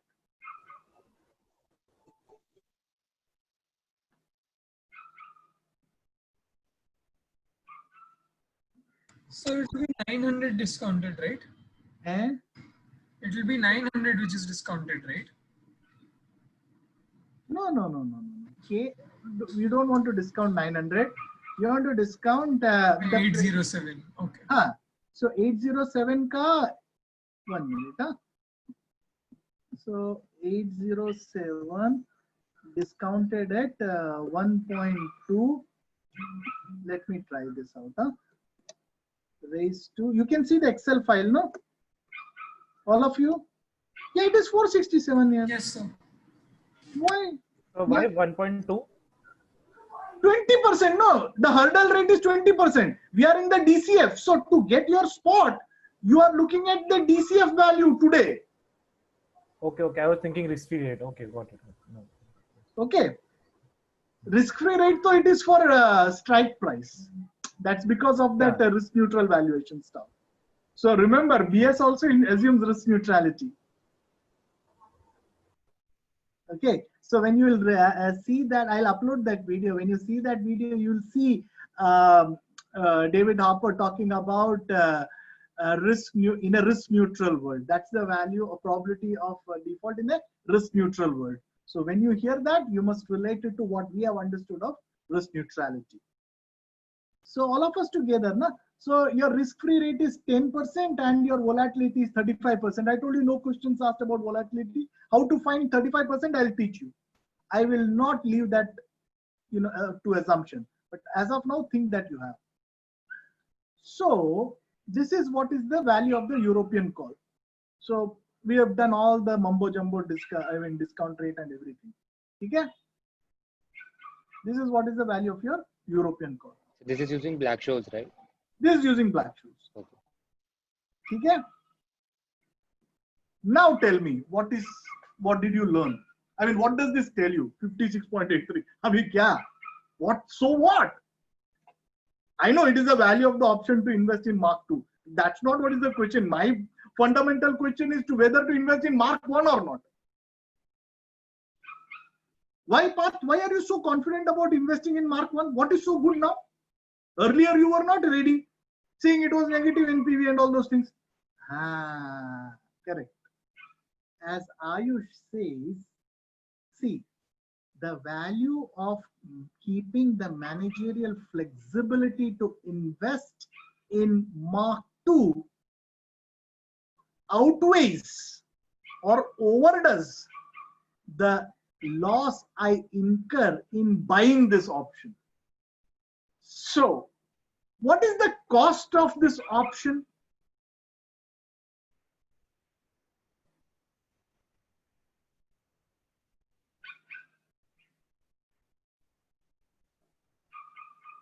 What is the cost of this option? Which means, no, it's not an investment in Mark I, Dhaval. No. No, that is the value.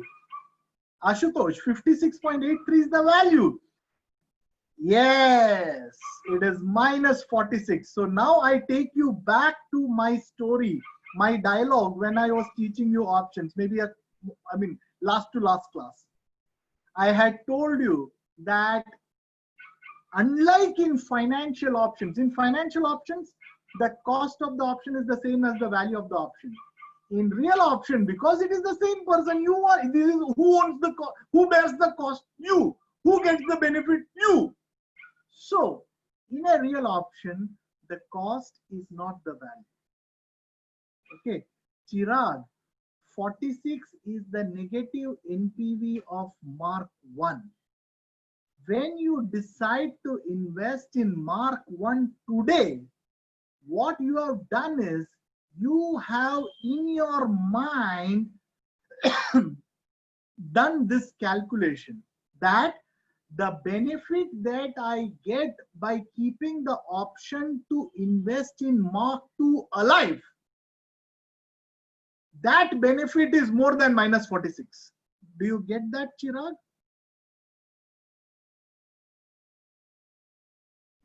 So, to get this option to invest in Mark II is entirely dependent on Mark I.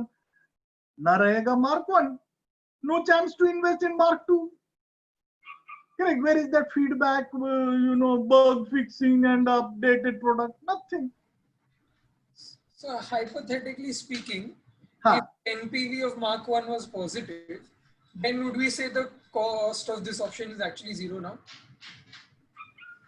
Absolutely right. But there is no harm in that. Okay. So here is the catch. What Dhaval is saying is, in this case, it is very clear that, kuch bhi ho, you have to do this analysis.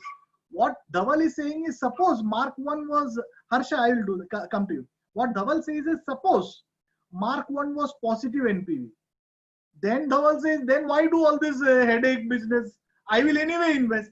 No, you may want to see whether it is better to invest today or after a few years. No, no. So I'm saying the call value will be the same. Like we'll still do the calculation for the call value. Correct. Price, like what you said, the cost would then, in this case, we're saying the cost is 46. In that case, the cost would be 0. It is 0, but the value can change. Okay. It is 0. Yes. Do you see the power of real options? So when GMR took over the Delhi airport, it was not just in words. I mean, I have actually talked to the chief strategy officer. He is an Ahmedabad graduate, and he had done all this analysis. Obviously not GM Rao, but this entire top management team was briefed about the benefit of investing in T3 over mile. As I told earlier, GMR had won the bids for both Delhi and Mumbai airport. And at that time, in 2006, Mumbai was the better airport in terms of number of people as well as the tonnage of cargo. Why they chose Delhi over Bombay? Because Delhi had greater space, eco runway, and all those stories. Well, these are all scenarios you need to build in. Okay, so before we wind up today's class, I want to respond to, or rather elaborate on a statement which Chirag made. I think it was Chirag. He said, I will do scenarios. 85, I will do multiple scenarios. That's another method of valuing real options, which is called simulations. You will do a whole bunch of scenarios for Mark II and then say that I will invest only under certain scenarios. Obviously, which means only if times are good, only if the value of Mark II is above 46 are you going to invest. Correct. And then you will decide what is the value of the option. Does that make sense? So that is another method. Again, DCF doesn't build any of these. Why? Because DCF doesn't build the value of information between 82 and 85. Take a couple of minutes. This is our stepping stone to understanding more complexities and power of options. But it is to reach this point that we did all the, last 4 hours we spent to reach this point. So please ask questions.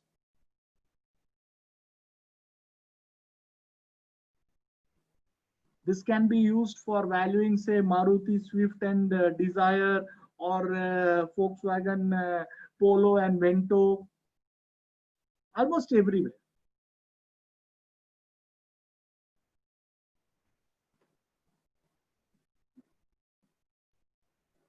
So if you don't have any questions, I want to go back and just, I'll finish at 11:15. So that is my, what is the schedule? It is 11:30. No? So let's take some time. This is okay?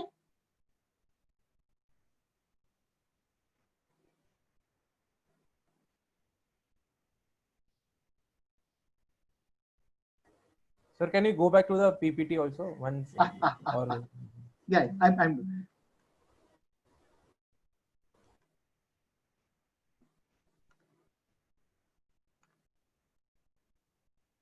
Is the PPT visible to all?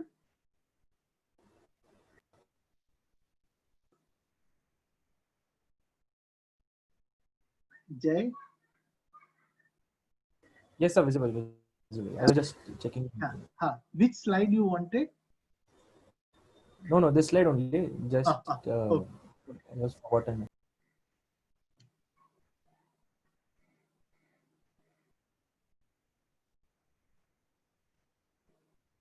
So what was apparently a investment project worthy of rejection becomes an investment project worthy of consideration.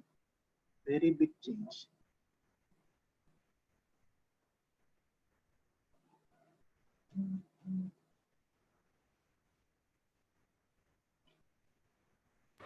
Sir? Huh? Sir, Parth here. Sir, yes. Sir, in terms of, so for when we value options, so stock volatility is, I think, easier to understand, but in terms of real options. I know. Who is this? Sorry, I forgot. What is Here, it? sir. Parth. That is the precondition I set for today's class, that I will not answer that question. But I also told you that I promise I will answer that question. Sure, sir. Sure, sir. Have trust in me. So basically, we'll find a way of simulating the changes in firm value and then finding the sigma. So most probably in next class or next to next class, I will introduce you to a instrument called at the rate risk. So it's I mean, a lot of simulation in this thing, softwares. I have a licensed version of Actress, so I'll show that to you. Sure, sir. Okay.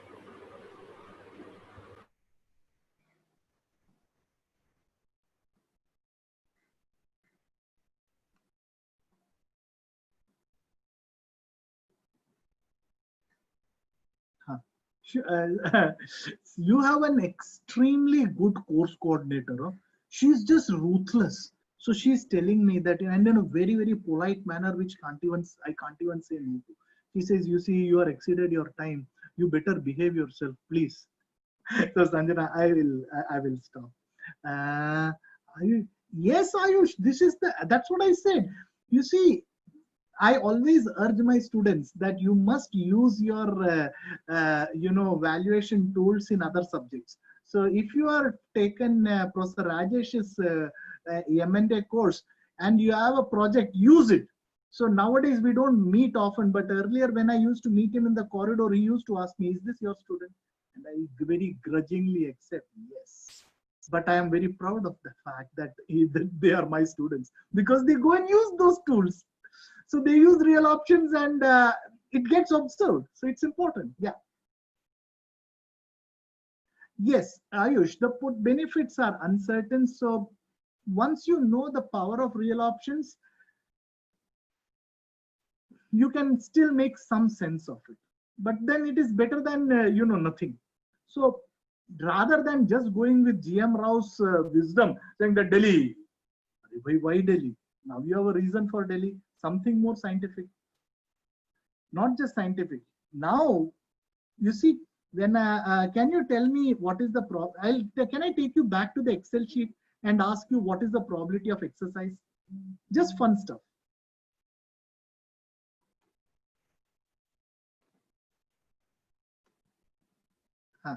So 1 minute. Yeah. So this is my ND2. What is the probability of exercise in this particular Mark 1, Mark 2 case? 80%. Correct. So there is a high probability of exercise. If the probability of exercise is high, what is the value of the option?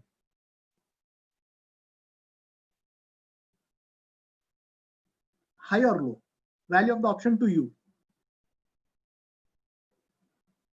जल्दी बताओ ना. Okay. I'll check the 1 minute. Now I'm not able to see this. Can you come online and tell, please? That chat window is now hiding behind this. So I'll have to maneuver to get that. Sir, it will be. Okay. Sorry. I think most of you have said hi.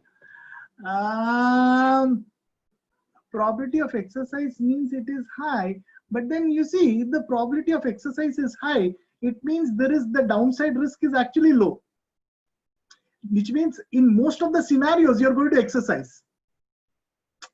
Got the point, no? So the downside that this particular option covers is not that high. Okay. And the probability of exercise is also a function of sigma. So it's like this. Suppose I smoke, binge eat, how I don't exercise, and I come and buy a life insurance. You see, the probability of exercise is too high. Correct. So the point is, we need to look at covering the bad situations also. We'll look at it more in our next class. So the agenda for the next class is read a case called Score is score. You don't have submissions. I know it is now end of the this thing semester. So I mean, you people have thousands of other submissions, but read that case. It's a small case. It's a small case. Read that case. Score is 4. Okay. Read that case. Just read that case and come. And try solving the end of the chapter. I mean, in the end of this PPT, there are some problems for real options. Try solving that. So in the next class, we will start solving. First of all, we'll solve all the problems of valuing options. We'll solve them, understand them. And then we'll solve real options. And then we will start with this case score is score. Are we together? Today, Milu is a little tied up. So tomorrow we'll send the PPTs and everything. And please, if possible, do come tomorrow and attend the Love's class. Okay? Love's session. It's 9:30 to 11. So shall we call it a day, friends?